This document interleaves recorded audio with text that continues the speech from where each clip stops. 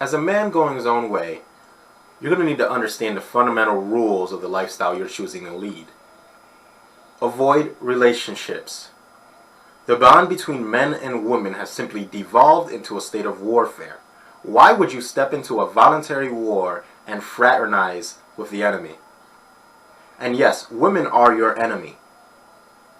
I'm sick of pretending that women aren't the enemies of men just because most of them have been deceived into accepting feminism. I'm not buying that. Now, there are plenty of women that as individuals I have respect for, and I don't consider them specifically to be my enemies. But they don't call it a gender war for nothing. A nation of underappreciative, financially predatory, divorce-prone women that employ every dirty trick in the book towards turning unsuspecting men into cash cow automatons are the enemies of men, and men should treat these women as such, especially if you're a man going his own way. Once again, you are in a state of warfare. Feminism was generally engineered by men, not by women, but this changes nothing. Men are under the attack, and we're at war with an enemy that has one thing men can't resist: pussy. And pussy is camouflage. It hides the true nature of the enemy. The enemy cares nothing for humanity. The enemy aborts human life for her convenience. She claims it's her right to do so as a woman, but she neglects to mention how many girl infants are being aborted in the process. If she's really for women's rights, why does she then deprive life to baby girls that will eventually become women? The enemy isn't for women's rights, and she definitely isn't for men's rights. She's not even for human rights. She's for her individual convenience and pleasure at the expense of everyone else's liberty, happiness, and life. And so we are as men screwing ourselves over if we pretend that women haven't become both unwitting and unwilling enemies of men simultaneously. From what I've seen, the only thing predictable about the enemy is that they will do everything, including lying, cheating, and stealing, to maintain the subjugation of men. So as a man going his own way, you will avoid relationships. If you're already in a relationship, you better damn sure make sure that you wear the pants and are the undisputable leader of the relationship. This shouldn't even be a point of negotiation in any way whatsoever. Now, some men will say that if a man says he should be the leader in a relationship, that he's a bully that wants to keep women chained to a stove. But this simply isn't true. I fear they misunderstand what the whole point of man being a leader is. What they have yet to realize is that due to the state of warfare that men and women are in today, if you don't take control, she will eventually control you and the relationship. Today's women, when put into positions of leadership, whether it be government, business, or a relationship, will almost without exception lead it right into decay and decomposition. Remember that most women can't even understand the concept of cause and effect in their own personal lives. I mean, they can get pregnant, safeguard, here's some welfare checks, keep on spitting them out. She can get a divorce for no apparent reason other than maybe boredom. Safeguard, here's all his money. Who cares if he has to live in a trailer now? You're alright, and that's all that really matters. Let's go back to pregnancy.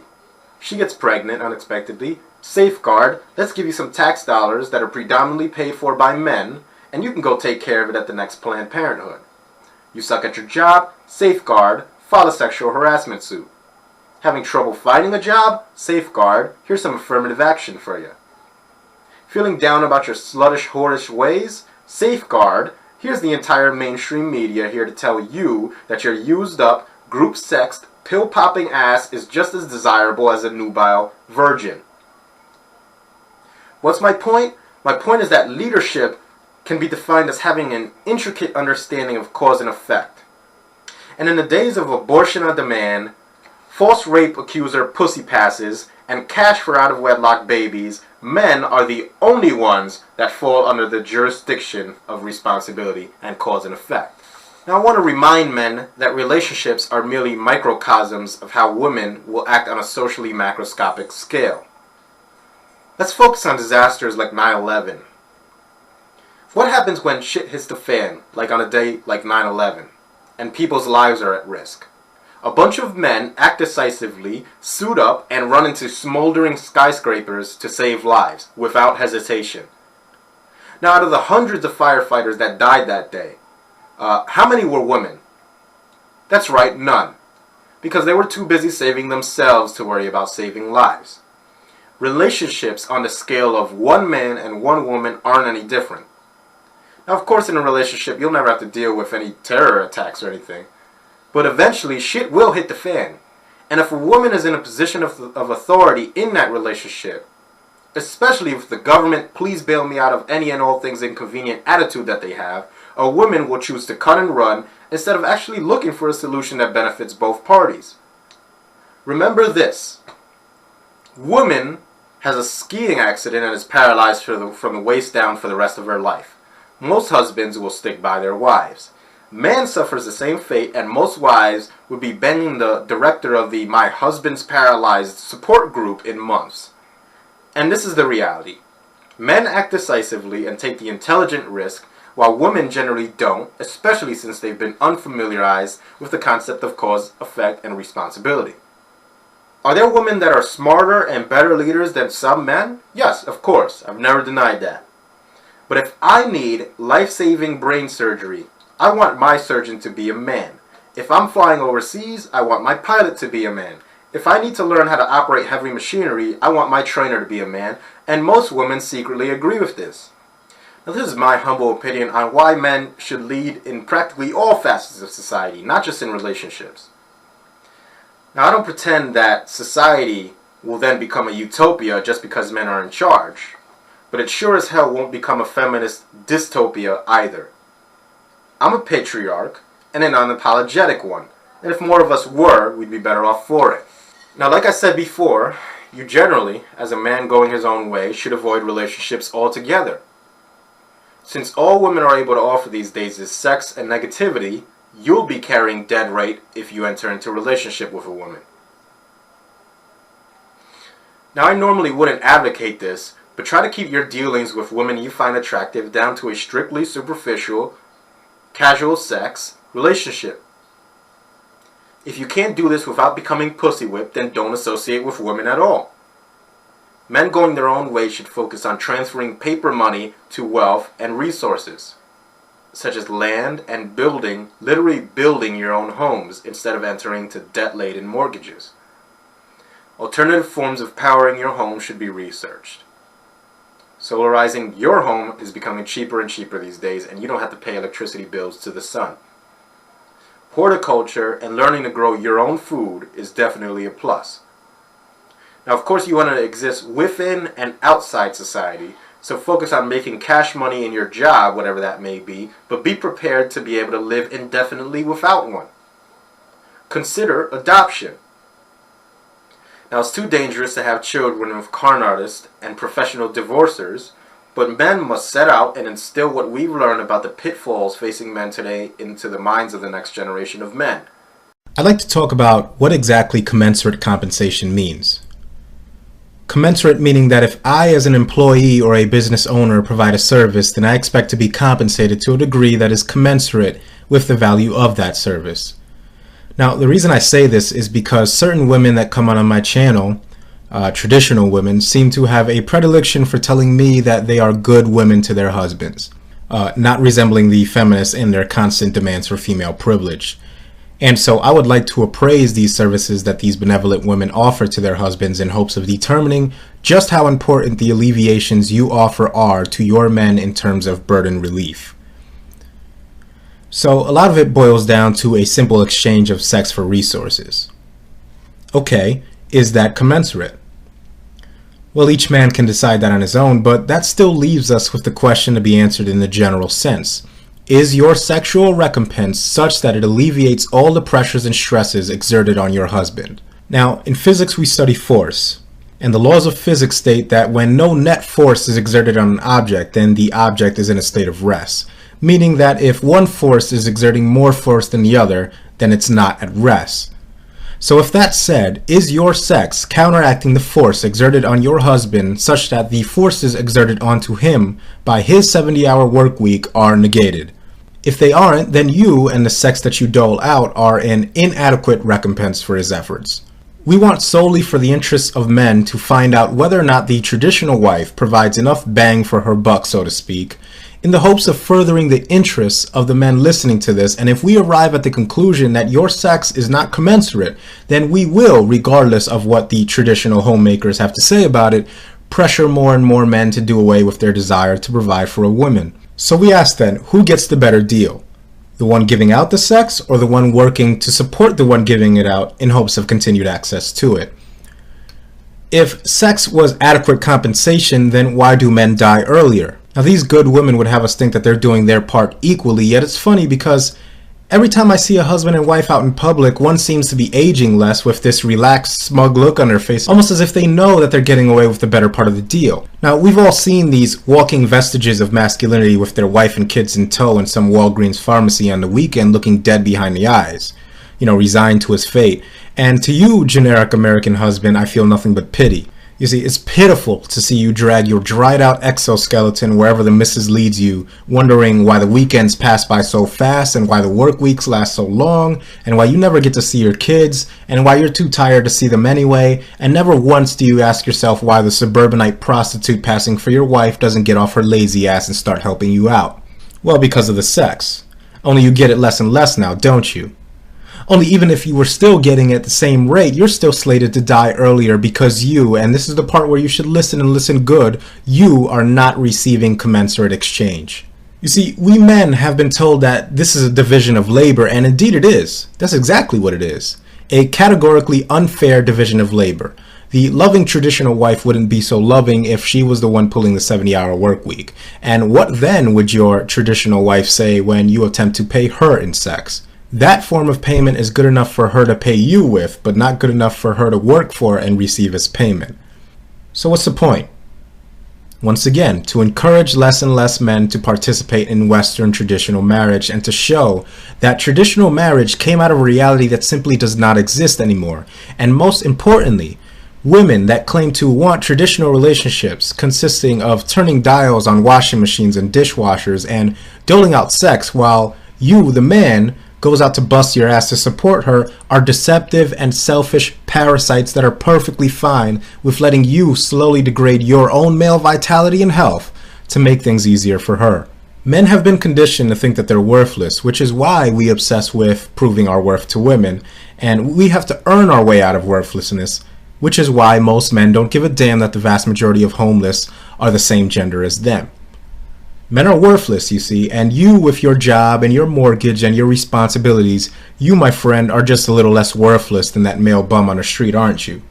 You see, that's the mentality that gets us into the trouble we're in today.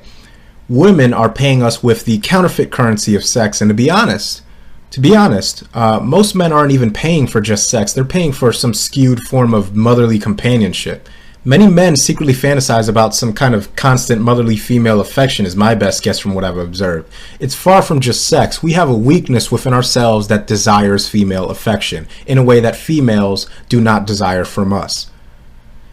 We as men have a bad habit of imagining the ideal woman as being kind and inviting and warm and someone that we can show our weakness to, but the reality is, men, that women simply hate weak men. It's the cold hard reality that men need to face and address. You will find no solace in the bosom of a woman, I assure you. No, you see, it's time for men to stand up and look around them and see that it is a very cold place and you're the only one that can pull yourself out of that frigid abyss. You. There is no mommy coming to save you, men. There is no mommy to make you feel safe. And as a matter of fact, women despise men that show any weakness because they want to be taken care of. That's right, they despise you for wanting the same things that they demand from men. Security, protection, reassurance, etc. These things a man must earn by overcoming insecurity and danger in order to earn self-assurance, which women apparently respond to. So that still just boils down to one fundamental truth in regards to the society. Men, you are alone in the eyes of the society, and the only ones that will be rewarded are the ones that perform and perform well according to society's standards. If you think for a second that in this society your inherent personhood as a man matters, you are sorely mistaken. This society just does not care, and there exists a very real power in knowing exactly where one stands as a man, no matter how desolate and isolated the situation is. You see, if we know we're alone, then it's possible, maybe not probable, but possible, that men just might for once in history find it mutually beneficial to help each other out for a change, to stop crawling over each other to get to the top, and to start asking ourselves, why is it that we always seem to have to start at the bottom, while the other half of the human race gets a leg up in every conceivable way from the state and from our culture in general? Why are we made to compete with each other, to tear each other apart and hate each other in order to gain acceptance from the very people that hate men for being at the top and hate them even more for being on the bottom of the societal ladder? You see, our main weakness as men lies within our inability to recognize when and how men are hated. We want so desperately to believe the illusion, we want so desperately to be liked and wanted and needed that we've lost all sort of instinct for self-preservation to the point where we will literally jump in front of knives and bullets for women we don't even know. The system, you see, is not designed for male contentedness. It doesn't want male happiness. It wants you to constantly feel incomplete. It thrives off your insecurity. It needs you to question yourself. It needs you to be in constant fear of what exactly? Of being alone, of being a virgin, of getting married, of continuing to have sex after you're no longer a virgin, of being muscular, of not going bald, of this, of that, of everything. Because remember, you are not allowed a shred of weakness or vulnerability. This society stifles the spirit of men and is pesticide on the male soul. And I want out. I want out. Go ahead, repeat it for yourself and see how good it makes you feel to say it. I want out. You see, there's a real value in saying this because society still has no clue. I mean, they're pumping out these man up articles one right after another, aren't they? Have we raised a generation of men that don't know how to be men? Where have all the good men gone? How come women are outperforming men in this and that? They simply will not come to admit that this is a result of a sustained effort to disenfranchise men, one in which the end result can only be men turning their backs on a society that will, to the bitter end, hate on men for doing so. Because you see, you as a man exist to serve. There won't be an equal treatment of male victims of domestic violence, for example, no matter how much the inequality of it is pointed out, simply because you as a man have no right in this society to demand equal treatment. Such a thing would spell disaster for this society. And so to demand equality from this society is to demand that this society voluntarily carry out a process of self-implosion. Now, I certainly won't say that men shouldn't fight for these things.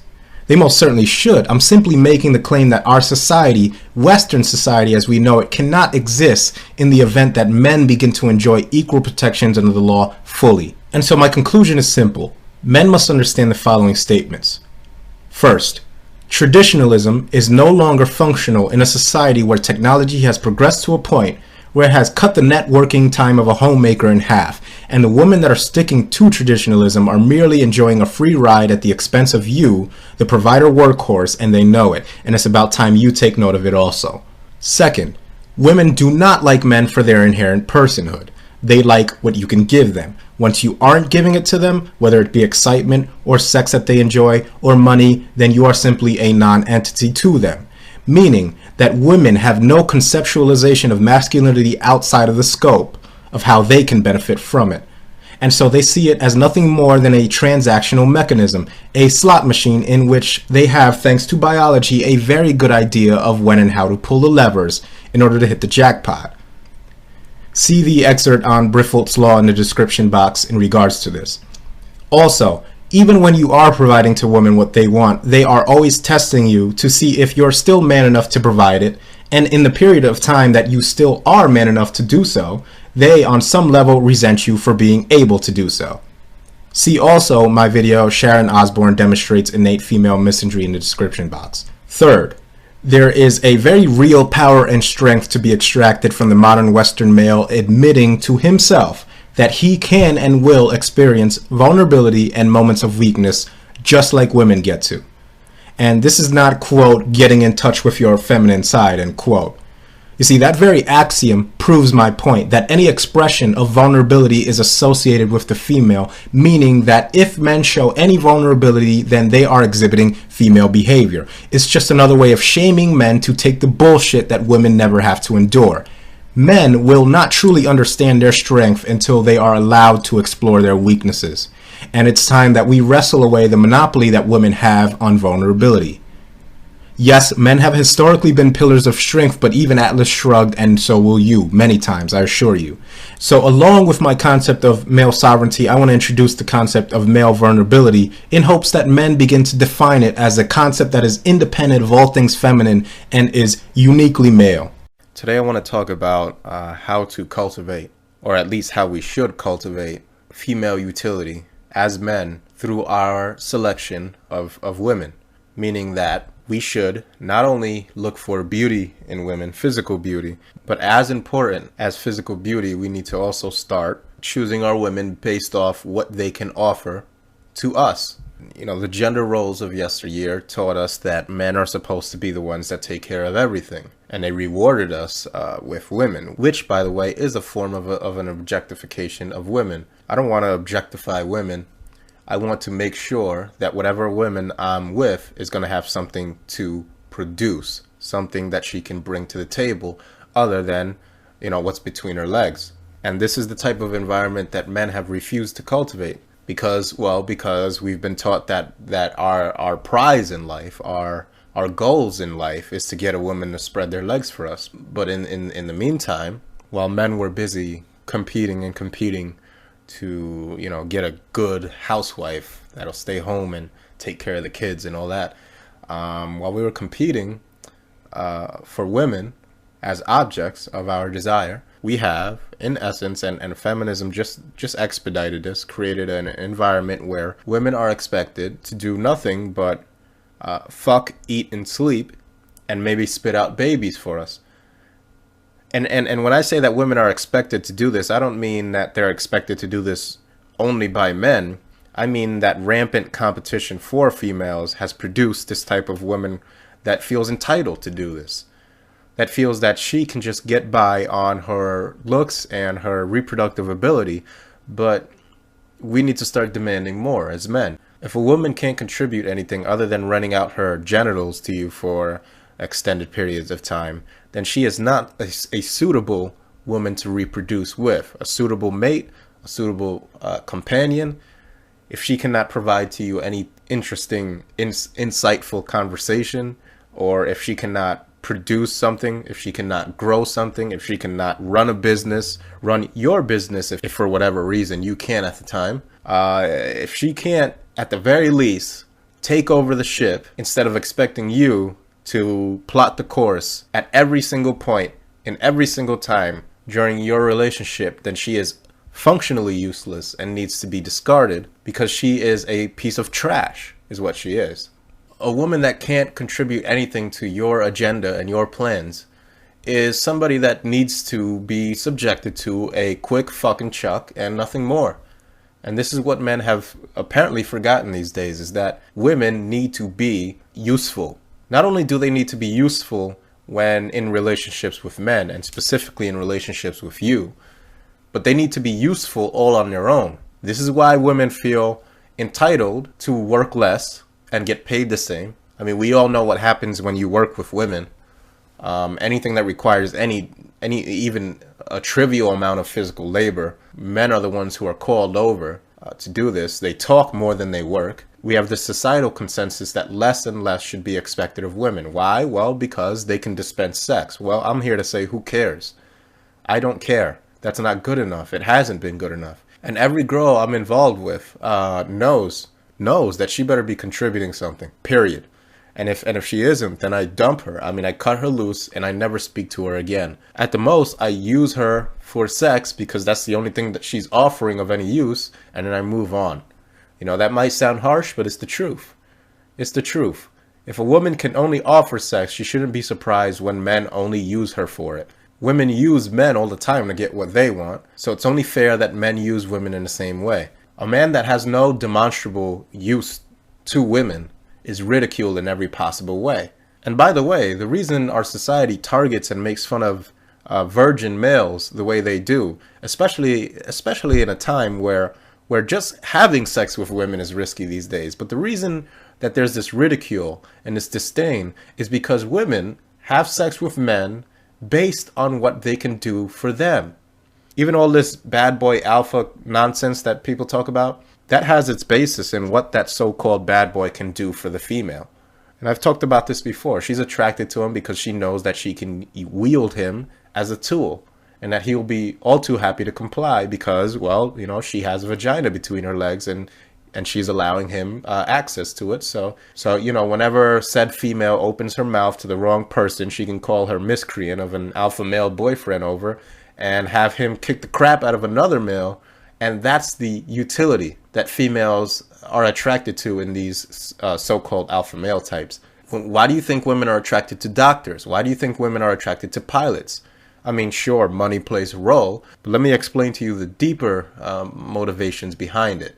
I saw a documentary once where a woman who had married a doctor was talking about what exactly attracted her to him. And she said that the number one thing was just this piercing intelligence that I guess she got off of. The deeper motivations behind it is the fact that these men, doctors, pilots, they are capable, more so than most other men, of handling rigorous stress and challenge on a daily basis, day in, day out. Meaning that she will not have to handle any of that stress, meaning that she can bypass that and pass it on to her male partner because he's well equipped to handle these kind of stressful situations. Because you see, when talking about stress, you got to start asking yourselves, what determines quality of life?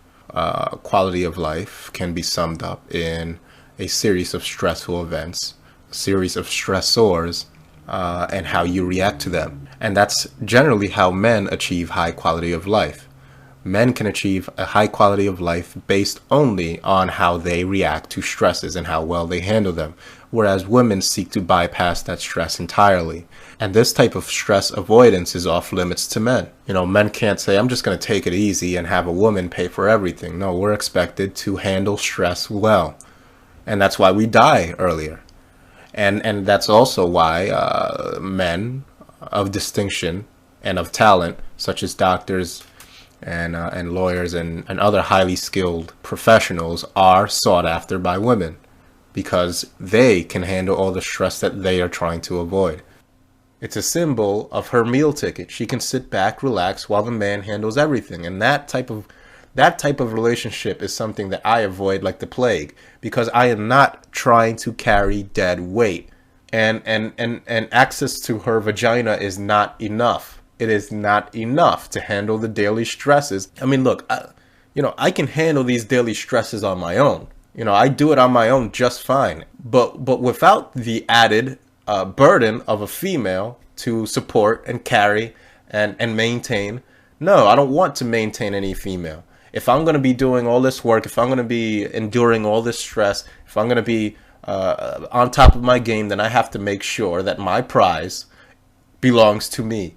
And I don't want any female as a prize. No, I'll take maybe heaps of money. I'll take maybe happiness. I'll take maybe, the ability to go on a vacation, leisure time. All of these things are important to me. But if a female wants to enjoy that with me, then she better be bringing something to the table. And that's the mentality that most men lack and that most men need desperately. Because as long as most men are willing to finance useless females for access to pussy, well, we're going to be in trouble. We're going to keep being in trouble because we're going to increasingly come across a caliber of female that is incapable of rendering any type of support, any type of assistance. And furthermore, she's going to believe increasingly more and more that it is all that she has to offer, that it's all that's required of her. Well, with this staggering economy we're in, those days are over. And men are going to have to start selecting women more and more based on what they can contribute. Every girl I'm involved with now contributes something to me. The evidence showing that feminists are not interested in free speech has been made clear over and over again, and so it's not something I'm going to discuss right now. However, there should no longer be any debate or any kind of discourse as to whether feminists, and by feminists I mean the majority of women and the men that serve them, are interested in either a free exchange of ideas or in any type of equality that is mutually beneficial to both genders. I've said this before. This is a war in which the winning side can only be victorious when the losing side capitulates to unconditional surrender. What I mean to say is that although men did not ask for this gender war, although we didn't start this power struggle, we find ourselves in it, and that's where we are right now, like it or not. This is a battlefield for sexual and economic supremacy between men and women. That is the reality of the situation. Women did not possess the abilities to engineer such a destructive war, but men, as of right now, possess almost no ability to resist women. And that's why the war is so effective, because the weapons being used are women themselves, our biological kryptonite. The answer to this war lies in the weapon being used against us, which is once again women. Now, the entire time we've been trying to convince women of their wrongdoing, and these efforts are pointless. Women have been weaponized, and barring some drastic transformation of the masses of women, they can't help men fight against the forces that set them against us in the first place. Exceptions exist, and they always do when the norms are as dramatic as this. That doesn't change the status quo. Asking women to change is naive, and asking women to change is like asking bullets to not be so violent at high speeds when coming into contact with human flesh. If we take apart a bullet and observe the sum of its parts, we'll find lead, maybe some copper, some gunpowder, and all of these things are useful by themselves, but when arranged in just the right way and shot in your direction at the speed of sound from a gun muzzle, you can't extract any usefulness out of it. Your best bet is to avoid the bullet and start shooting back. So if men want to win this war, and I assure you that the consequences of losing are very grim, if we want to win this, then we have to arm ourselves with our own weapons. Not only that, we have to be able to defend against the constant attack on men within society. We need to develop Kevlar plating and armor because we're going directly into the line of fire. So first off, let's step back and view this from a gender-neutral perspective. Yes, we're men, but for the moment, view this from a perspective of a completely impartial and inanimate observer. Look at both men and women as nothing but foreign objects of study. As of right now, you belong to neither, just observe. And I ask that you do this only because some of the solutions I propose are directly oppositional to human male biological impulses, impulses that must be conquered and managed for men to move forward. Now ask yourselves, where is the nexus of female power? Currently, female power is derived through the offspring of men, their children, and their legacies, and females have control over the breeding process, and therefore ultimately have control over who is allowed to live or die, and also what men are allowed to pass on in the form of their legacy. That is immense power, and it must be taken away from women, and it must be controlled by men. It's that simple. Men must gain control over breeding. This will be achieved through surrogacy, specifically relatively wealthy men of the West taking advantage of international law to form mutually beneficial arrangements outside of the West with females that are willing to be paid in exchange for 9 months of labor, no pun intended. Paternity testing allows a man to erase any doubt that he will be getting his offspring from the trade-off. And for every man that does something like this, there will be one Western woman who will never get access to male wealth through child support. Now there's the issue of the fact that children generally do better in two-parent households, but remember that this is a reaction to a state of warfare where men were strong-armed by the state out of the lives of their children. Like I said before, this is a battle between men and women that men did not ask for. So it's either going to be men that have control over how their children are raised, or women, and there's no in between, and that is the fault of feminism, not the fault of men and their natural desire to procreate. If humanity really put so much importance on waiting for the ideal environment to breed, we would be extinct. The cost of breeding can be artificially inflated or pushed down, just like the cost of sex or any other biological male-female exchange. And we're going to do exactly that by avoiding breeding with women that have the power and the discretionary income to force us into their tilted playing field, namely that of the family courts of the West. Prostitution is another front in the gender war, namely because once again it holds the power to artificially inflate the value of a desired biological interaction between men and women. Now, the entire concept of marriage in the West revolves around prostitution, and it speaks to the power of male desire for the feminine, since men didn't have any major problems with Western marriage until women figured out that they could force the Johns to pay for their services no longer required at the expense of the Johns via divorce and alimony. We didn't have a problem with it simply because the prostitutes were giving us enough bang for our buck. That ends today, starting right now. Men must legalize prostitution to combat the prostitution of men by women and their pimp, also known as the state. Now, some of us consider prostitution to be immoral. Sure. But again, in any war, you may have to do immoral things to combat immorality. Remember also that a prostitute has a choice to sell herself. It is her decision. Men want sex from her, and she chooses to give it to them for an agreed-upon price. So our views of prostitution, whether they be approving or disapproving, are irrelevant, since it is a 100% voluntary and consensual act between two people. The female equivalent to prostitution is one where women want wealth from men and use the state after marriage to forcefully extract that wealth from a man that hasn't given his consent. Therefore, it is exponentially more immoral to enforce alimony on men than it is to engage in the consensual act of prostitution. It must be legalized in order to combat a much greater immorality and injustice. Personally, I'll never pay for sex, but I'm not going to pretend that paying for sex isn't much cheaper than paying for being betrothed to an incognito prostitute wife. Somehow the conversation was steered finally to the dangers of marriage, and he actually brought that up, and so I was happy because, you know, being a man going his own way, you have to self-censor a lot because a lot of men just don't get it. You know, we have a lot of white knights and manginas out there, and, you know, you guys know how it is.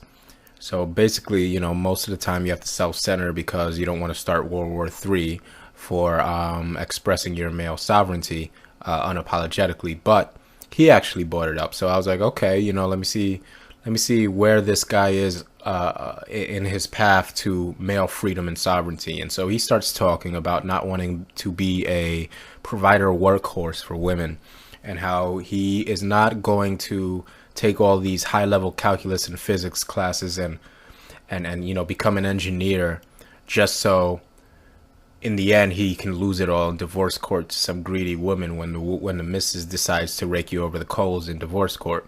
And I'm just like, cool, you know, it's good to hear you say that. You know, a lot of guys don't think that way, and I'm pretty much just telling him that I agree, and you know, I admire his position.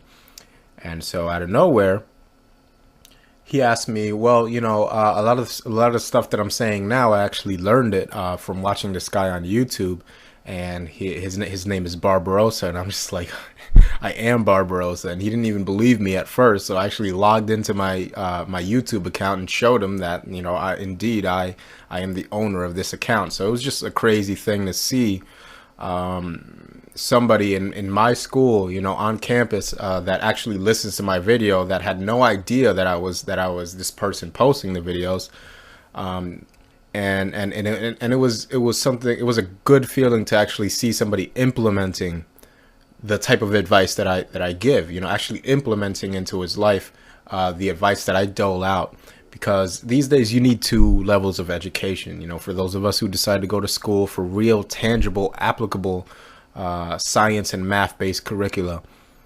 You know, it's always good to have something like that, but you know, you need a second education, that being how to maneuver through and properly navigate the climate of misandry that we are under in the Western nations. It's important to educate yourself on both of these spheres, because if you have a great job but you don't understand how easy it is for a female to steal from you, legally steal from you, and to enslave you via child support and alimony and all that kind of stuff. If you don't understand that, then you're just a moving target, you know, a juicy one. You know, these women will zoom in on you and they will destroy you. Quite literally, they will destroy you.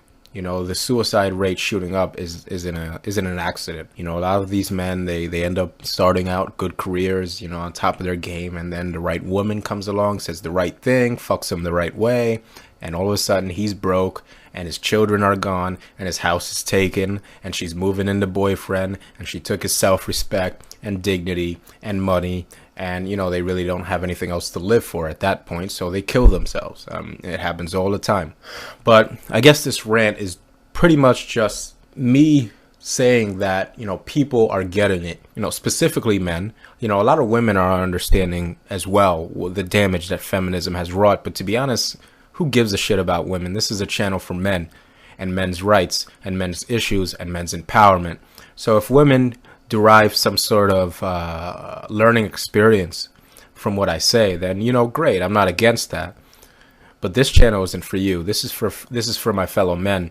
And I guess this is just a status report from behind enemy lines. You know, we were on campus, so you know how universities are centers for cultural Marxism and so on and so forth. But yeah, it's a status report from behind enemy lines, is that there are some men that are starting to see this for what it is and are starting to wake up and resist the system. And this is what I'm talking about.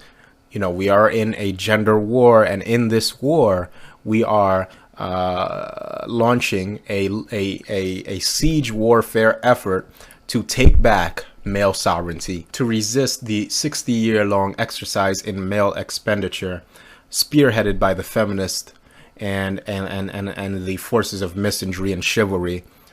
And we are taking back our male identity and sovereignty, and it feels great to see other men do it. And we will own our manhood once again. We will have a male identity again, and we will do so unapologetically. And anybody that stands in our way is going to be crushed underfoot, because we will not tolerate failure under any circumstances. This is a battle for male identity and male sovereignty. So basically what I want to say in this video is to my fellow men.